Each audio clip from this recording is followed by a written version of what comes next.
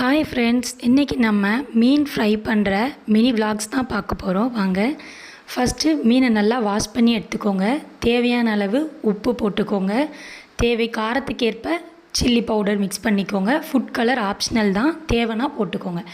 நல்லா மிக்ஸ் பண்ணி ஒரு 50 மினிட்ஸ் நல்லா ஊற வச்சுக்கோங்க. அது நல்லா சாஃப்டாக ஆனோடனே ஒரு டவாவில் நல்லா எண்ணெய் காயிற அளவுக்கு வச்சுட்டு நல்லா ஆயில் ஸ்ப்ரெட் பண்ணி விடுங்க. நல்லா ஸ்ப்ரெட் ஆனோடனே நமக்கே தெரியும், அதில் நம்ம மிக்ஸ் பண்ணி வச்சுருக்கிற ஃபிஷ் எல்லாம் ஒன்று ஒன்றா வந்து போட்டுடலாம். இந்த மாதிரி நல்லா மிக்ஸ் பண்ணி வச்சோன்னா நல்லா பொரிஞ்சு வரும். இப்போது நீங்கள் இதை ஆயிலில் போட்டு எடுத்தீங்க அப்படின்னா அது எல்லாமே வந்து மசாலாலாம் வந்து உதிர்ந்துடும்.